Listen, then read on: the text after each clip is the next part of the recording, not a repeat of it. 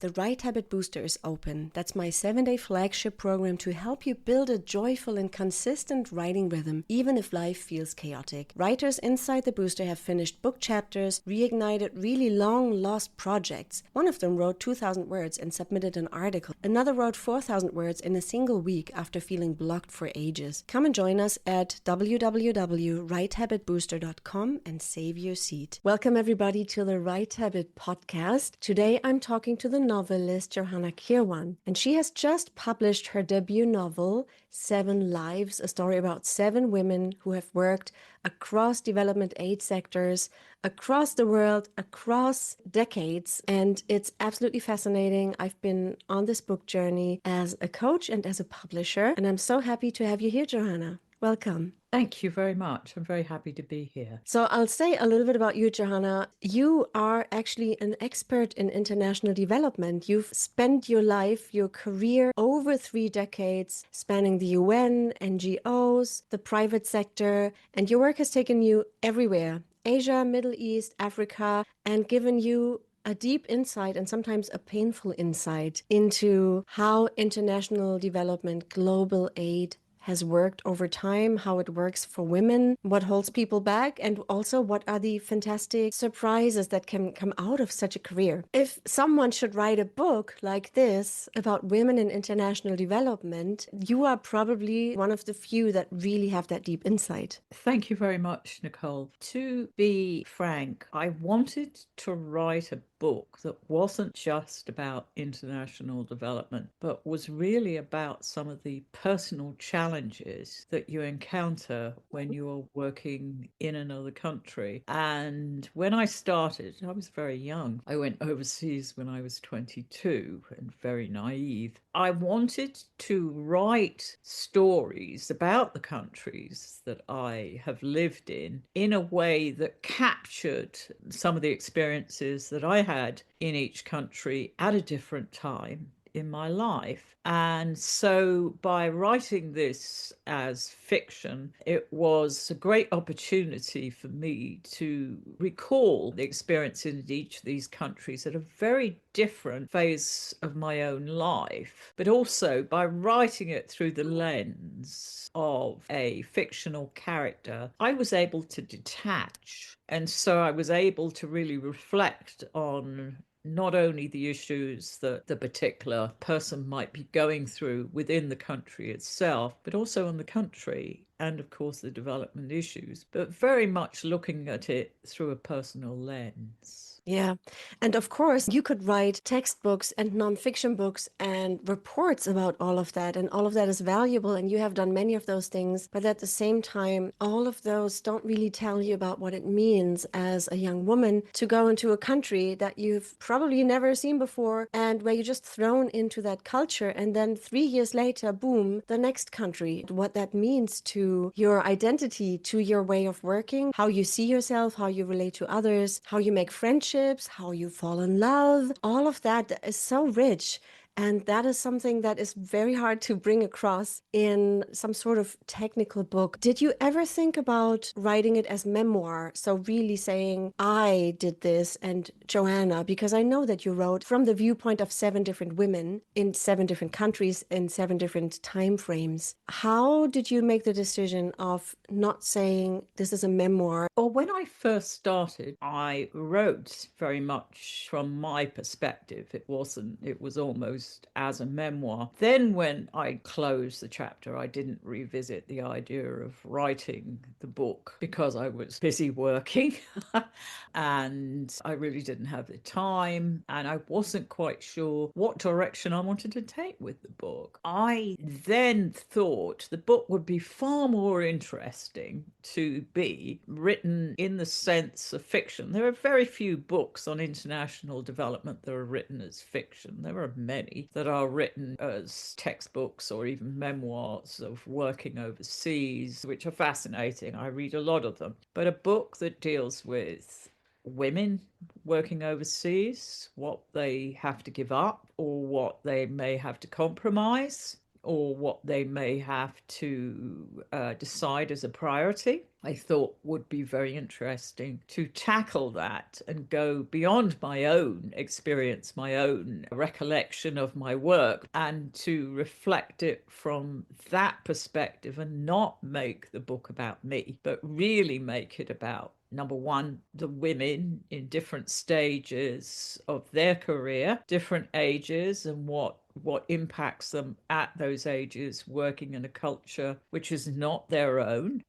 Also, the aspect of the country itself. We read about places such as Nepal, South Sudan, Pakistan, but we see sometimes these countries in a negative perspective, or as countries demanding funding or needing resources or anything else. But there is so much richness, so much culture in each of these countries, so much learning that certainly I encountered in every country, but also in the sense of in development, we come in believing that we are some sort of experts in all of these areas, and really we're learning. We're learning as we go, and it has to be a symbiotic relationship where you're really working with local expertise and then adapting your own level of knowledge and expertise to fit within that particular culture and that within that particular country and its socioeconomic political issues. There are 7 parts. There are 7 countries. We have Nancy, Lisa, Marie Louise, Rebecca, Anna, Geeta, Patricia, and they are in Nepal, South Sudan, Lesotho, Pakistan, Egypt, the United States, and the Philippines. And all of these are across different decades. And as I'm reading this out, obviously when you're in the book, when you're turning the pages, it's beautiful because you are with one woman and her journey in that country and the important moments. But there is obviously a complexity. I think it would be really hard to bring all of this into a book if you weren't able to find a way of structuring it. And in your case, it was the 7 women. I think it's fair to say that parts of these women come from you and your experiences that you have taken the liberty to fictionalize. I wonder if we could go a little bit into Nancy in Nepal because she is the newbie. She is the beginner. She's coming into the country as an engineer, as a water engineer. And all the hopes, all the dreams, everything that you think about when you come into, let's say, Kathmandu, and you think you're going to change the world and you meet all these other young volunteers and everybody is so excited. But then you meet the reality. And I wonder if you might talk a little bit about what happens to Nancy and for Nancy in the very first chapter. Nancy is a young lass of about 22 when she arrives in Nepal, and all she knew about Nepal was this was the land of the Himalayas and not much else. Mm. With all the idealistic expectations that she was going out with her expertise, which was what, 1 to 2 years of experience and a degree in civil engineering, and that she was going to change Nepal. So, or maybe not change it, but she was going to have a significant impact. And that rather expatriate perspective that many young people can have when they first go out to a country that they consider is less developed than their own, there is this perspective that everybody is some sort of receptacle for your level of expertise and information rather than stopping, looking, learning, and listening. And what happens very much with Nancy lives in villages, learns the language, speaks Nepali, but she doesn't speak it very well. So when she's on her first assignment, she's incapable of even asking for her evening meal or where she's supposed to go to wash herself. But she still dictates exactly how the construction project should go ahead without listening sufficiently to local expertise. And hence, the first site that she selects for constructing a septic tank for the school ends up being wrong because she didn't listen to the Nepali construction foreman. She decided that she knew best and went ahead, and of course, was a miserable failure. And then Nancy went on to spend about 4.5 years in Nepal, learning that she didn't really know anything, and that she really had to relearn all the skills that she learned during her degree, and then starts just before she leaves at the age of about 26 or so to really understand that she's only at the beginning of understanding what it is to work in development. Yeah, and that's a hard school to go through in your early 20s. Throughout the book, all these different women in their own stages, at their own stages of career, and with the specific country context, they are all learning a lesson. I'd love to jump to Patricia in the Philippines, who is, I don't want to say the opposite of Nancy, but she is older and wiser, and she comes into the Philippines decades later. So tell me about Patricia. Patricia's in her early to mid 50s during her time in the Philippines. She comes as the head of the UN agency that she's working with there, and she's joining her partner there who's already working within Manila. Patricia is also far more cynical, far more prepared when things go wrong. Patricia has been around the block a lot more than the likes of Nancy, but she also is in a senior position and understands that she's got two ways of going forward. She can either go further up within her organization, or she fights against some of the aspects of just compliance with how an agency can work, particularly a UN agency. Will she comply with some of the expectations that one has, or will she knock against them because of her own beliefs and her own moral values? What is it that traumatizes her so much? Why is she sinking so low after having achieved so much? It's almost like you wouldn't expect that woman in the story to have such heartbreak. Patricia knows that she's at a crossroads. She also has the dilemma of trying to balance her private life with taking senior positions within the UN system. What happens is that her supervisor, a very senior woman within the UN system, she clashes with her. These were issues that Patricia wouldn't step down on. There is an aspect within organizations, not just the UN, of women in senior positions not supporting other women in senior positions. But when women in senior positions work well with each other, my goodness, those are the best working relationships, because then really so much gets done, so much can be effective. For Patricia, that wasn't the case. If you look at the statistics, you'll find even within the UN system, there's far more women leaving from their mid-50s than there are men, through being encouraged to take early retirement, to step out of the system, and whatsoever, whereas the figures for men, far less. Yeah.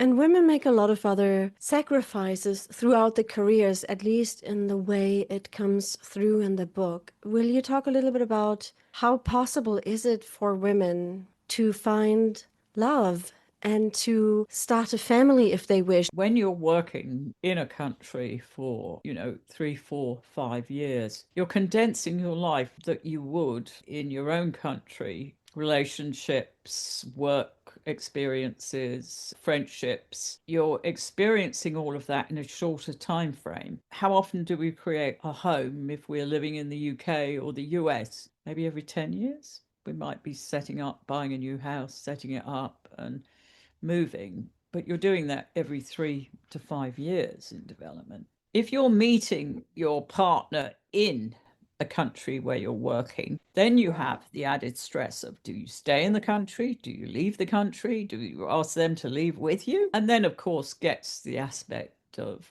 children and moving children around countries. And friendships are difficult to sustain once you leave a country. You're accelerating the amount of time that you might develop a friendship in, from, you're bonding with people far more quickly than you would in your own country. And you're also leaning on those friendships more so than you would in your own country. For example, dealing with a typhoon response in the Philippines. working, 18, 20-hour days sometimes to deal with that typhoon and the intensity of it. So all of those, it's really condensing a level of life's experience into a far shorter time frame. Well, that fits with the title, which is Seven Lives. Of course, in the book, in the fictionalized story, those are seven women. But also, it feels like anyone who has this kind of long career is living with the intensity of far more lives than someone who stays who stays put. But also that person who stays, let's say, who stays at home or in their home country or just in one place, they are missing out on some of the things the women in your book are really thriving on and that they love.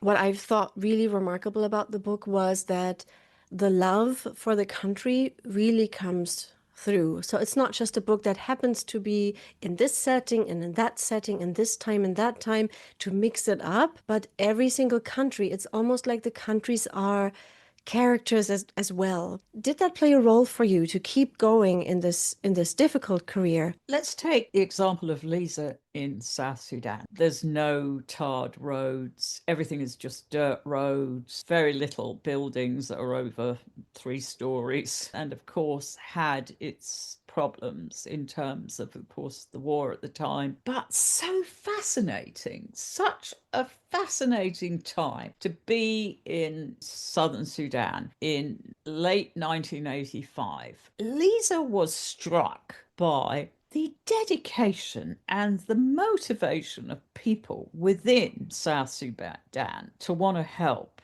their own country, their own development, that was so motivated. And that aspect, that real, not just taking what we read in the press, what we see on countries, but to go beyond that. And you think, how can you really help and work understanding that you are in such a privileged position from your background, from your education, from everything, to try and really do as much as you can in these countries to help people who are far more motivated than, say, Lisa even was working within South Sudan.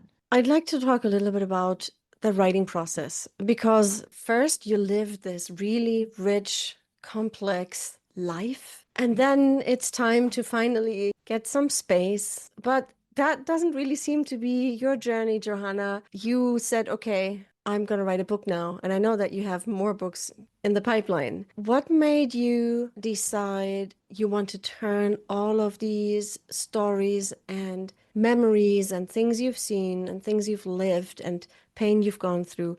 What made you turn it into a book and spend all that time on it? I'm at the stage of my life now where reflection is probably really important to me, to take some of the major experiences, reflect, and also some of the ones that were more difficult to reflect on. And what did I learn from them? I found it cathartic to write about each of these countries and draw upon my own experiences while writing about the experiences of the women.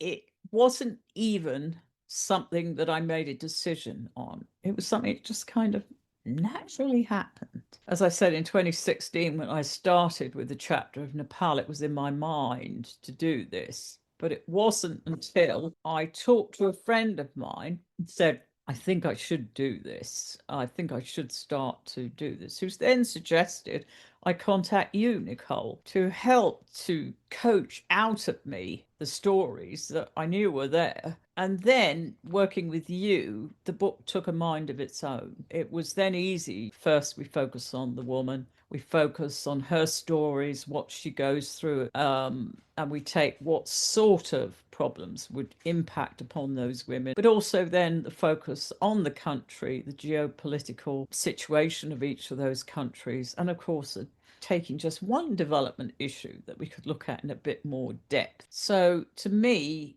it became almost something that was just natural. It was something like, this is the phase of my life when I'm going to do this. But what it did give me, and that's probably from working with you, Nicole, was a love of writing. which I didn't know was there. I thought it was just me, writing out stories on international development. I didn't see that I had a particular desire to continue to write, nor did I have a particular gift to write. But now I feel that I do have a desire to continue writing. So my next book, which I'm writing about, my own ancestors in Ireland, um, and anything, if you really want to do something in this life, if you're motivated, you develop a gift. I love writing when I do have a chance to just write and not edit.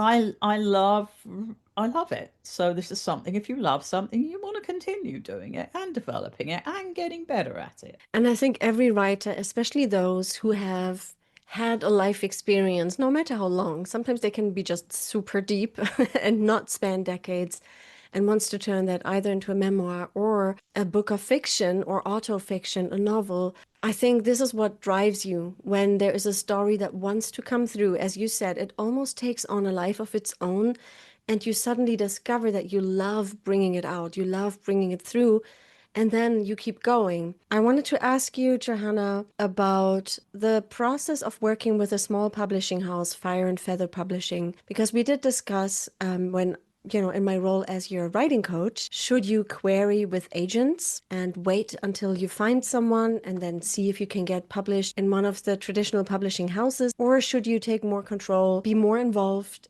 and go with Fire and Feather Publishing or any other smaller press? Now that you've gone through it, you have been quite hands-on. I feel like there hasn't been any decision where you didn't choose who is going to be the editor, what would the cover look like, do you like the font, all of those things. I feel like you've fully owned every aspect of the book. How have you found this experience? And it's totally okay if you secretly wish you had just handed it over somewhere and have it all taken off, because you are writing your next book, right? So this question is not going to go away.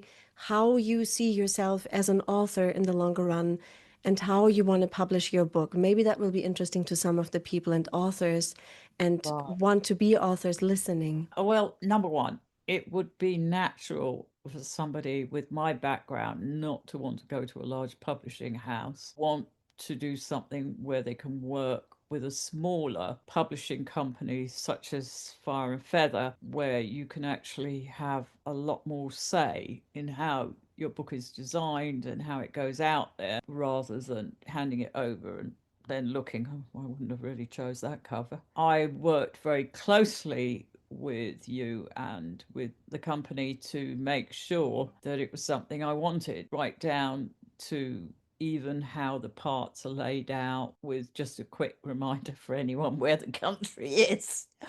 And the aspect of being involved to the last piece of work before it was printed. I actually think it's like with anything, when it's a project, it's a bit like you want to be there up to the very end. You don't want to just hand it over and feel that anything might change without, really thinking about it carefully. And maybe that also, to be honest, goes back to the way that I've worked, that there's always a beginning, a middle, and an end. So it's like any a system type approach that you take, that you want to at least sign off that you've done your best, you put everything into it, it looks like what you expected it to look like, both in the text, the cover, the presentation, and then you let it go out into the world and hope that people enjoy it. Beautiful. I think that's going to resonate with a lot of people listening